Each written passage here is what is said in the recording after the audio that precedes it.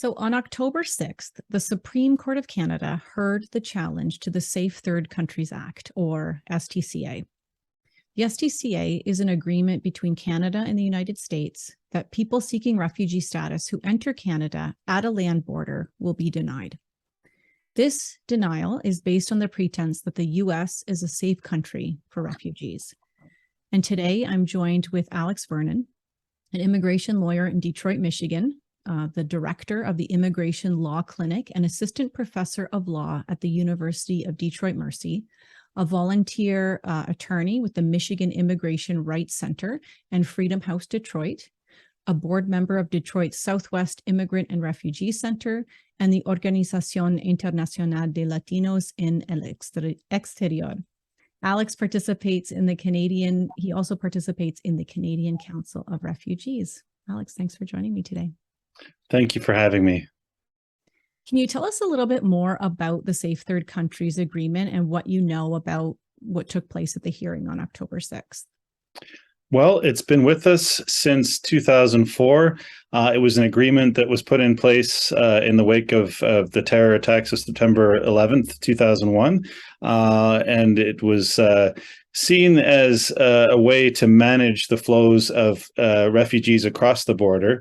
In practical effect, most of that flow was from the United States to Canada, just because of the realities, the geographic realities that the United States borders on the rest of the world, whereas Canada is surrounded on three sides by ocean, and on the fourth side by the U.S. border.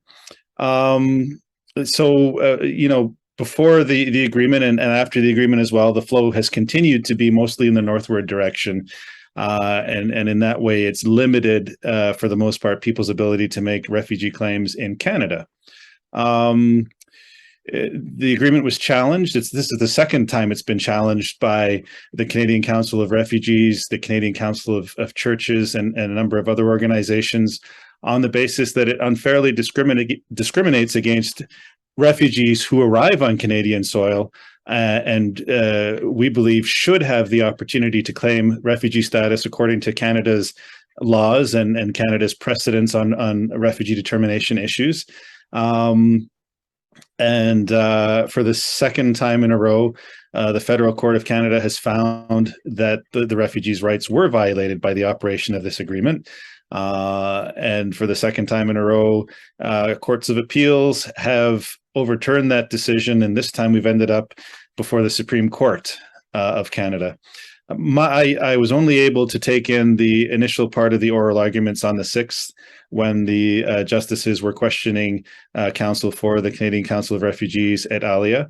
My sense of the very pointed questions they had for counsel on the side of the Canadian Council of Refugees was regarding the alleged violations of international norms in the United States, the detention of asylum seekers being one of the main ones, the 1-year bar, where in the United States, if you do not apply for refugee status or asylum, as they call it in the United States, within 1 year of your last arrival, you're not eligible for it, with few exceptions.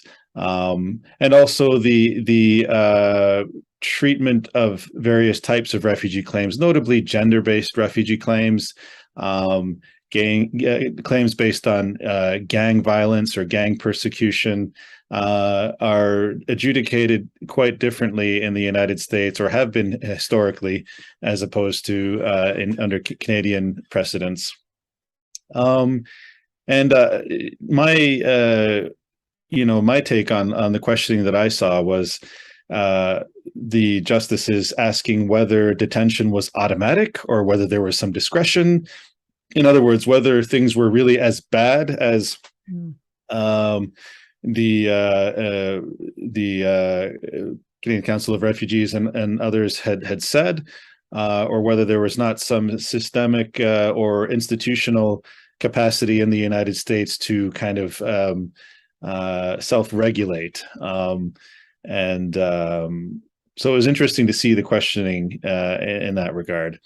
So my understanding is that it will probably take some months for the justices to confer and and come up with the decision. So for the interim period, the Safe Third Country Agreement remains in effect. And as you described, most people that come to the Canadian border, to the port of entry, such as here in Windsor, the Ambassador Bridge or the Windsor Tunnel, will not be able to make a refugee claim in Canada unless they meet an exception to the agreement. And I could talk briefly about exceptions. So the biggest exception would be the family member exception. If those individuals, if somebody presents at a port of entry and they have a family member within certain classes, there's a long list, but it would, for example, include your spouse or partner, your children, your brothers or sisters, your parents, your aunt or uncle.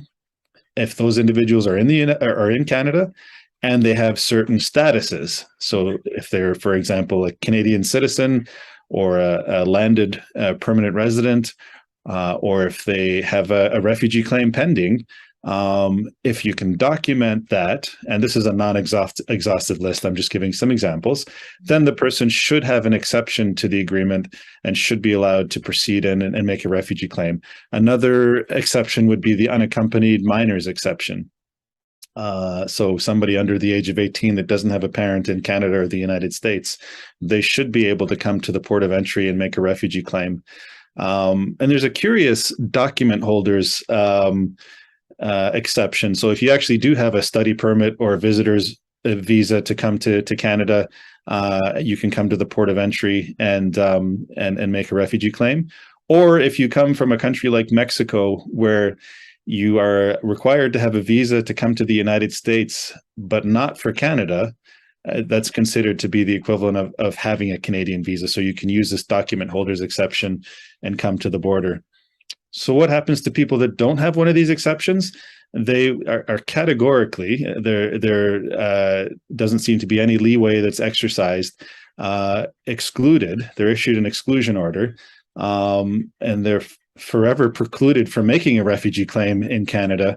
Although if they do find their way back in Canada, and some of them do find their way back by crossing it in a regular crossing, which I'll talk about in a moment, they usually are eligible for something called a pre-removal risk assessment, which ultimately, if successful, could lead to protection in Canada and a pathway to permanent status and citizenship. But it's procedurally less robust in terms of the avenues for presenting your case and presenting evidence and the appeal options. And so it's certainly is problematic that people are limited to this pre-removal risk assessment, where historically the denial rates have been very high, even higher than for refugee claims. So as I mentioned, there are many people that come to the Canadian border thinking they're doing the right thing by coming to the border and asking for help, and they end up sent back to the United States. They often end up detained. This was certainly more so during the Trump administration, where many people were detained, had to go through the U.S. process, detained, and ended up deporting as a result of having come to the Canadian border for seeking help. So, of course, this is very distressing. Some people choose to cross into Canada at irregular ports of entry, and in one in particular, in upstate New York, bordering on Quebec, there is a road called Roxham Road that has become an informal point of crossing. And when I say informal point of crossing, if you were to go there, and I'm sure you've seen videos and perhaps can put some on your website, you would see sort of the dead end of a country road. But on the Canadian side, you would see tents and barriers and vehicles and uniformed police officers, which would lead anybody who's walking up that road to think, oh, this is a border. This is an official port of entry. They will be advised by the RCMP, the Canadian Federal Police, that it is illegal to cross here, that they would lose their U.S. status, that they will be arrested upon crossing, and that they should cross at the port of entry, despite the fact that they know that many of these people, if they crossed at the port of entry, wouldn't be able to cross there as well. But in sort of a bureaucratic charade, if you want to call it that, they will allow you to cross. I mean, they will not impede you from crossing there. And so, in fact, it has become an informal crossing that asylum seekers will go to, listen to the police warning, and then cross over and essentially be processed. So I've observed some of these crossings. Sometimes people are cuffed. I actually don't think I've ever seen anybody cuffed. They're processed. They're taken over to a tent. Preliminary information is gathered. They're taken over to the border from the Canadian side, and they can initiate the refugee process. Or if they've unfortunately been excluded previously because they went to the official border, they can initiate the process for requesting a pre-removal risk assessment at some point along the way. So these are the mechanics that confront people, is that there's this secret knowledge that, if you don't have it, you may make a wrong decision, thinking you're doing the right thing and going to an official port of entry with grave consequences. So now if people do cross at this, I'm sorry, I can't remember the term that you use, the irregular. I call it an irregular crossing. Some people call it an illegal crossing, but as a matter of fact, Canadian ministers of immigration have said it is not illegal to claim asylum. And if somebody crosses it in irregular crossing, any charges against them will be stayed pending the outcome of their refugee determination. So we've got it even from ministers of the government that it is not illegal to seek asylum, even if you have to cross an irregular at an irregular point to do so. I use the term irregular crossing to emphasize that I don't think it's accurate to call it an illegal crossing. I think there's sort of a gray area, and it's important that we not let these nuances cause people to make poorly informed decisions. So when people do cross there, and as you mentioned, then they're kind of taken, now they're like physically in Canada, then they would be taken to like an official border crossing, and as you said, processed. In a situation like that, is that normally kind of what happens, or are people still risk the possibility of deportation at that point, or of being sent back to the US? Currently, once they've made it into Canada at the irregular crossing, they should be allowed to proceed into Canada. Excuse me. During the pandemic, and when the borders were closed, there was a question as to what was going to happen at this curious little irregular crossing. And the initial response from the Canadian government was that, we're going to screen people for COVID-19 and isolate them if necessary, but otherwise continue, processing people who are already on Canadian soil. And then there was an about face, and they announced that there was some agreement, which we have never seen the details of, between the United States to return people to the United States from the irregular crossings. And at that point, the Canadian government intercepted people who crossed in at Roxham Road, or presumably at other places where they may have encountered them, sent them back to the United States. We're aware that some of those people were detained, despite the assurances apparently given by the United States government that they wouldn't be. But curiously enough, and I'm forgetting the exact date, but I think it was in November of 2021, the Canadian government announced that they were no longer going to be returning people at the irregular crossing. And they announced a process whereby people who had been turned back at the irregular crossing would be allowed to come back to a regular border, so to a port of entry, to resume the claim that they had already initiated when they were in Canada. So there was an acknowledgement that when they entered irregularly, they had initiated a process that they would be allowed to resume, even though they were now physically in the United States. So again, I think it's clear that this is, if anything, an irregular processing. It would be hard to categorize that as an illegal crossing, given the sanction that the Canadian government appears to be giving it, if only by tolerating the crossings and stationing officers there to process people.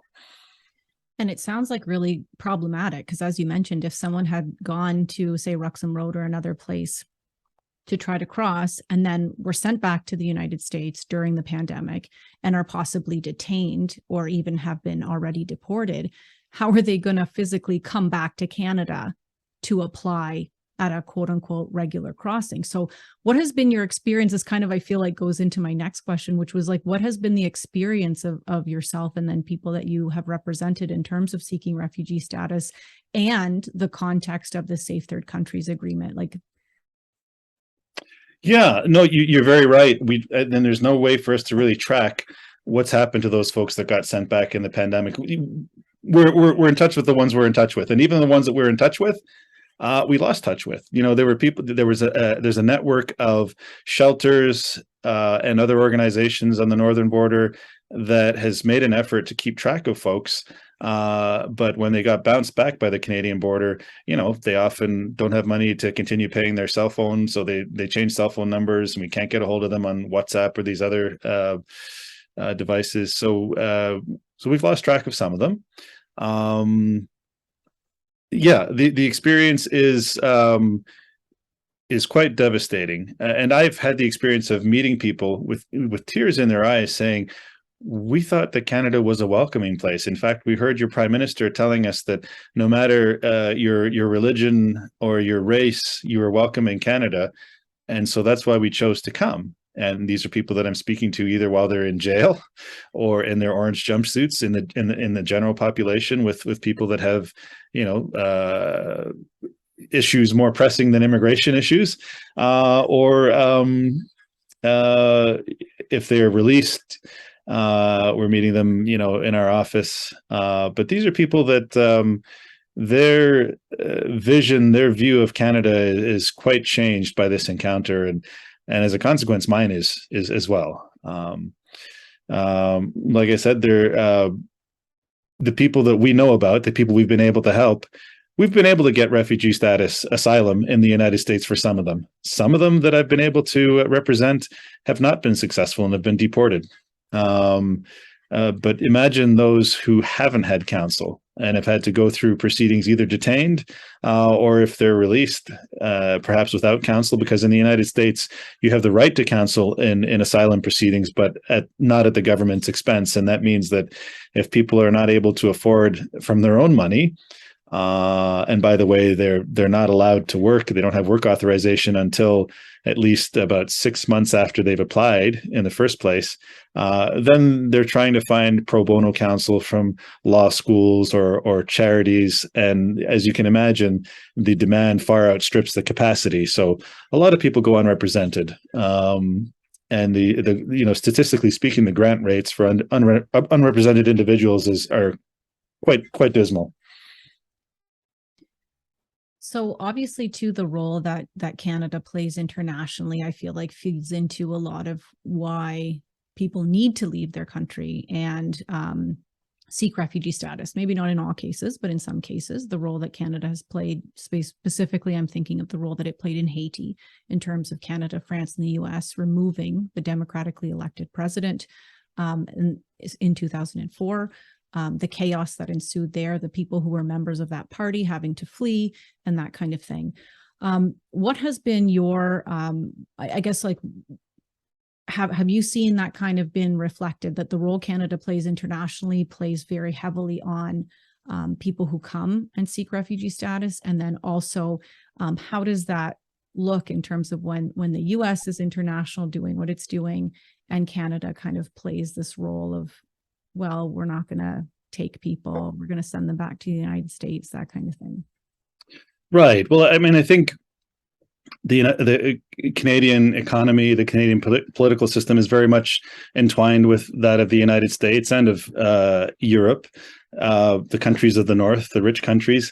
And obviously, to put it bluntly, loosely paraphrasing Trevor Noah, I think it was, who said, they're coming here because we, meaning the countries of the North, were there before, whether it be through a presence in establishing colonies or through the economic colonialization.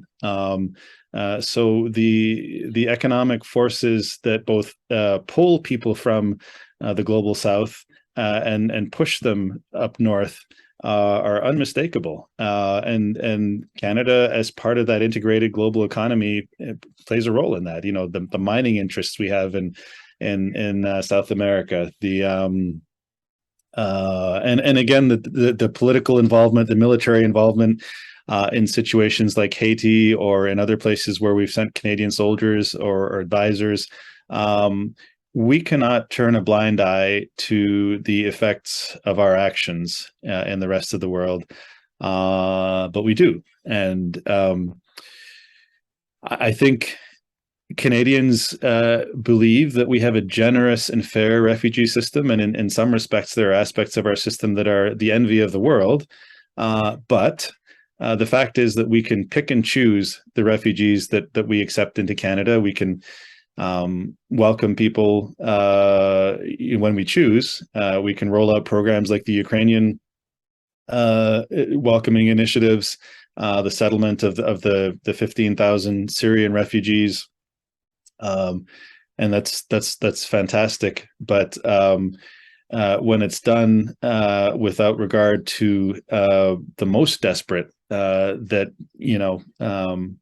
can't fly to Canada, that are walking up from whatever country they could fly to the United States and then trying to get to Canada, then it's quite hypocritical. There's one example that really comes to my mind. Many people will recall a situation perhaps a year or two ago, perhaps 3 years ago, where a young woman from Saudi Arabia was texting from a restroom at an airport in Thailand that she was in danger from her family, and that the Thai government was going to send her back, and she was appealing for help. The Australian government initially suggested that they would help, and they didn't come through. Canada did, and she was welcomed to Canada. She was met at the airport by Canadian ministers, and this is an example of what Canada can do in defense of the rights of women and in the defense of the rights of asylum seekers. Wonderful, a wonderful moment for Canada. At around the same time, I became aware of a young woman in an identical situation who had actually made it to the Canadian border through the United States and claimed refugee status at the one of the crossings in Canada. And they heard out her story. The officers apparently had quite a bit of sympathy for her, but because of the Safe Third Country Agreement, because she didn't meet an exception, categorically they felt that she had to be sent back. She reports to me that she was told that she should appeal this. Be sure to appeal this, but wasn't given any instructions on how to appeal this. And apparently this was another thing that came up in this Supreme Court hearings, this supposed mechanism for requesting a stay of removal and an appeal in the federal courts that theoretically existed, but practically speaking, no refugee seeker that we had known was made aware of this. So she was sent back to the United States and detained. And spent 5 weeks in detention, where she would have remained had she not encountered another detainee who had family connections, raised money for her to pay her bond, and then we came across her. We were able to get her refugee status through the asylum process in the United States. She could have been deported to her death in the same country. So these are the stark differences. And I feel that our reputation as a generous and welcoming country to refugees is not deserved, especially so long as we continue to reject people through this Safe Third Country Agreement on the pretext that we can outsource our refugee policy to the United States or any other country, really. Is there anything else that you'd like to add? So there was a point that I've thought about, and I think could be appealing to Canadians. It's this idea that we are Canada, the United States is the United States. We're a sovereign country. We're different. We pride ourselves on being different or thinking that we're different. And it's my opinion that that this should be a non-issue, that all the political parties should embrace the notion that we should adjudicate refugee claims for people that arrive in Canada according to our Canadian laws and precedents, a made in Canada refugee policy. Now, truth be told, and refugee advocates in Canada will tell you all the shortcomings of the Canadian system. But I think that people across the political spectrum should be able to get on board with the notion that if somebody makes it to Canada, they should get a proper hearing according to our laws, as a matter of sovereignty, as a matter of pride in the values that we espouse as a country. And to me, that seems like an argument that should be made and should be considered across the spectrum, and would cause some improvement in that area. Awesome. Well, thank you very much for joining me and for talking about this very important agreement that should be completely removed. And hopefully we'll be able to hear that the Supreme Court of Canada has made that decision. But as you mentioned, we'll have to wait a couple of months for that. So thank you again for joining me. Thank you very much for having me, Laura. Take care. Take care.